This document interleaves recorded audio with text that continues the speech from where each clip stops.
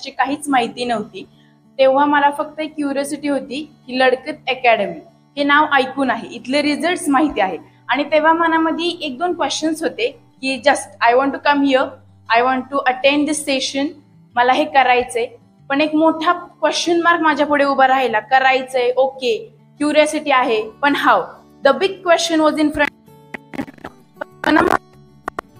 अगर किसी चीज को आप पूरे दिल से चाहो तो पूरी कायनात.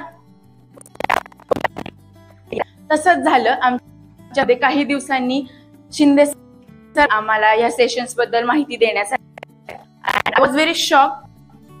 मी खूप मनापासून म्हणले होते की मला लडकत अकॅडमीला येऊन एकदा पाहायचंय, मला एक्सपिरियन्स सेशन्स आहे, त्या टीचर्सची स्ट्रॅटेजी काय आहे की ज्यांनी रिझल्ट इतके 100% खूप चांगले लागतात. आणि शिंदे सरांनी आम्हाला इन्फॉर्मेशन दिली, पॅम्पलेट्स दिले. त्या दिवशी तिथेच सेकंदाला मी सरांना सांगितलं की आय विल अटेंड. माझ्या फ्रेंड्स सर्कल यू या ना you but I will be there. आणि माझ्या पॅरेंट्सला सांगितलं. माझे पॅरेंट्स सुद्धा मला कधीच अशा कोणत्याच गोष्टीसाठी नाही म्हणत नाही.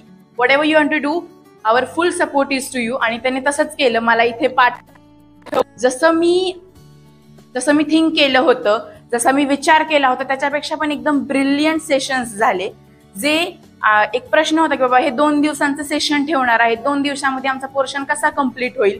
पण ज्या रॅपिडली किंवा ज्या स्पीडली असं स्कूलमध्ये शिकवलं जातं त्याच्यापेक्षा पण रॅपिडली, फास्टली आमची इथे कन्सेप्ट क्लिअर झाले.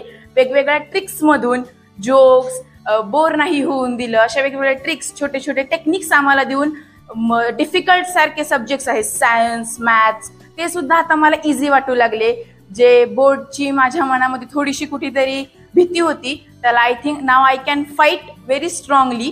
So thank you to the Ladkat academy ज्यांनी आम्हाला हे अटेंड करायची संधी दिल्याबद्दल. Thanks for this gold.